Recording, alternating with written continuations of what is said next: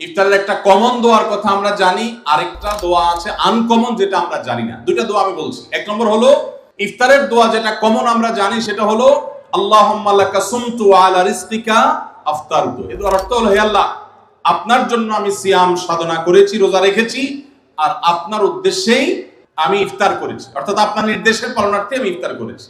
এই যে আল্লাহুম্মা লাকা সুমতু ওয়া আলা রিজকিকা আফতারতু, এটা ইফতারের একটা দোয়া। আরেকটা দোয়া হলো যাহাবা যামা ওয়াবতাল্লাতিল উরুক ওয়া সাবাতাল আজরু ইনশাআল্লাহ। অনেকে এটা জানেন, মাশাআল্লাহ। যাহাবা যামা মানে আমার পিপাসা দূর হয়ে গেছে, ওয়াবতাল্লাতিল উরুক আমার শিরা উপশিরাগুলো সব সিক্ত হয়ে গেছে, ওয়া সাবাতাল আজরু ইনশাআল্লাহ এবং আল্লাহ চাহেন তো এই রোজার বিনিময় আমার জন্য অবধারিত হয়ে গেছে।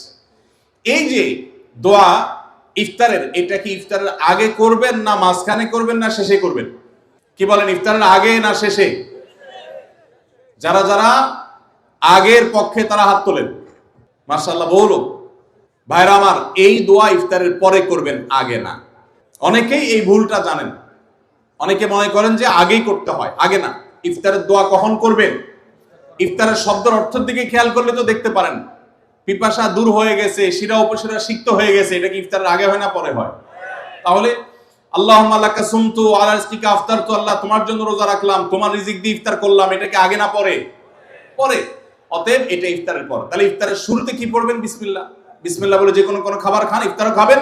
ইফতার খেয়ে ফেলছেন, 2-4 লোকমা খেয়েছেন, একটু পানি খেজুর খেয়েছেন, তারপরে দোয়া পড়তে পারেন। আর চাইলে একদম শেষ করেও পড়তে পারেন। আর এটা নিজের ভাষায় পড়লে হয়ে যাবে, কিন্তু সুন্নাত হবে, বেশি উত্তম হবে নবীজির ভাষায় পড়তে পারলে, সরাসরি আরবি টেক্সটটা পড়তে পারলে। আল্লাহ আমাদেরকে তৌফিক দান। রোজার নিয়ত কোনটি বা কিভাবে করব? নিয়ত করা কি রোজা রাখার জন্য জরুরি? নিয়ত তো সমস্ত ইবাদতের জন্য জরুরি, কিন্তু নিয়ত করা জরুরি, নিয়ত বলা জরুরি না। নিয়ত করা এক জিনিস, আর নিয়ত বলা আরেক জিনিস। মুখে নিয়ত বলে আর অন্তরে নিয়ত করে, অন্তরে নিয়ত করে আর মুখে নিয়ত বলে। ইবাদতের মধ্যে নিয়ত করা ফরজ। রোজার জন্য নিয়ত ফরজ, নামাজের জন্য নিয়ত ফরজ, কিন্তু নিয়ত বলাটা ফরজ বা সুন্নাত কোনোটাই না। আমরা যে রোজার নিয়ত শুনছি, নাওয়াইতু আন আসুমা গাদান, আছে না? বিভিন্ন আপনার ক্যালেন্ডারেও লেখা থাকে, ভিত্তিহীন। নবী করিম সাল্লাল্লাহু আলাইহি সাল্লামের কোন জয়ীফ জাল হাদিসেও এরকম রোজার কোন নিয়তের কথা কোথাও বর্ণিত হয় নাই। ইসলামের নামে নকল আমল করলে সওয়াব হবে না গুনাহ হবে? খবরদার। এই জন্য আমরা মেহেরবানি করে, আমি কি জন্য ভোর রাতে উঠছি? সারি খেতে উঠছি। সারি খেতে উঠছি মানে কালকে রোজা রাখবো, এটাই তো আমার নিয়ত। মনের ইচ্ছা আছে, ইন্টেনশন আছে, এটাই নিয়ত। মুখে আলাদা নিয়তের উচ্চারণ দরকার নাই। প্রথম প্রশ্ন এসেছে, রমজানে মাঝে মাঝে তারাবির নামাজ ছুটে যায়। যদি আমার তারাবির নামাজ ছুটে যায়, এতে কি আমার রোজা আদায় হবে বা রোজার পূর্ণতাতে কোনো সমস্যা হবে কিনা? ভাইরা আমার, রমজান মাসে তারাবির নামাজ না পড়লে আমরা অনেকে মনে করি যে তার রোজাতে বোধহয় অসুবিধা হবে। এটা সম্পূর্ণ ভুল ধারণা। তারাবি একটা ইবাদত, রমজানের রোজাটা আরেকটা ইবাদত। যেহেতু তারাবি না পড়লেও রমজানের রোজা হয়ে যায়, তাহলে তারাবি পড়ার কি আর দরকার আছে? কেন? রোজা তো হয়ে যাবে। আলাদা ইবাদত। রোজা রাখা একটা ইবাদত, তারাবি পড়াটা আরেকটা ইবাদত। নবী করিম সাল্লাল্লাহু আলাইহি সাল্লাম একই হাদিসে দুটি কথা বলেছেন, মান কামা রমাদানা ঈমানান ওয়া ইহতিসাবান গুফিরা লাহু মা তাকাদ্দামা মিন যামবি। একই হাদিসে বলেছেন, মান সামা রমাদানা ঈমানান ওয়া ইহতিসাবান গুফিরা লাহু মা তাকাদ্দামা মিন যামবি।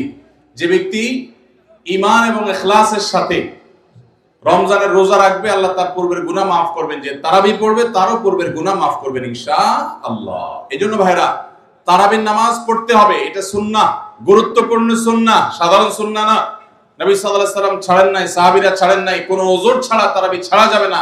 জামাত ছুটে গেলে একা একা হলেও পড়বেন, কিন্তু কোনো কারণে পড়তেই পারলেন না, সফরে আছেন, ট্রাভেলে আছেন, বাসে ছিলেন, ট্রেনে ছিলেন, নাইটে সফর করেছেন, তারাবি পড়তেই পারেন নাই, ইনশাআল্লাহ আপনার রোজা হয়ে যাবে।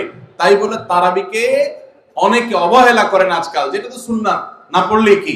এই অবহেলাটা আরেকটা দোষের। তাহলে আমাদের মধ্যে দুইটাই সীমা লঙ্ঘন। কেউ মনে করেন তারাবি না পড়লে রোজাই হবে না, এটা হলো বাড়াবাড়ি। আবার অনেকে মনে করে তারাবি না পড়লেই বা কি, এটা হলো ছাড়াছাড়ি। এই বাড়াবাড়ি এবং ছাড়াছাড়ির মধ্যে আমাদের থাকতে হবে। আল্লাহ আমাদের তৌফিক দান। একজন রোজাদারের জন্য রমজানের প্রতিটি দিনের আমলের রুটিন কি হবে, কিভাবে সে তার রোজা কাটাবে? মাশাআল্লাহ, আমাদের একটা নতুন বই বের হয়েছে এবার, সেটা হলো মাহে রমাদানের 27 আমল। এই যে বইটা একটা হাতের সামনেও আছে, মাশাআল্লাহ। এটা মূলত আমাদের একটা বক্তব্যের নির্যাস। এর আগে সোনাইমণিতে একটা বক্তব্যে আমরা মাহে রমজানের উপরে একটা গবেষণা করে 27টা আমল কোরআনের আলোকে বের করেছি, সেটা উপস্থাপন করেছি, পরে এটাকে বই আকারে আনা হয়েছে। এখানে রমজানে আপনি কি কি করবেন তার সবগুলোর তালিকা দেওয়া আছে।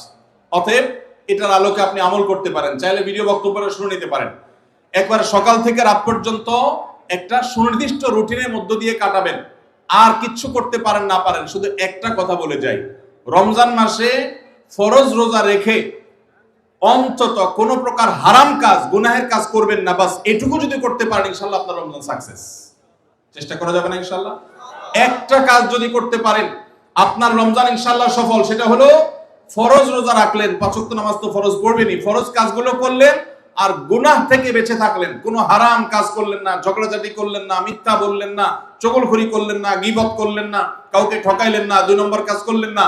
এই গুনাহমুক্ত যদি রমজান কাটাইতে পারেন, আপনার রমজান সাধনা সার্থক ইনশাআল্লাহ। আল্লাহ তৌফিক দান।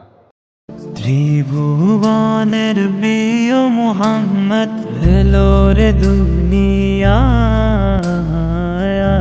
রে সাগর আকাশ বাতাস দেখবি যদি আয়, রে সাগর আকাশ বাতাস দেখবি যদি আয়।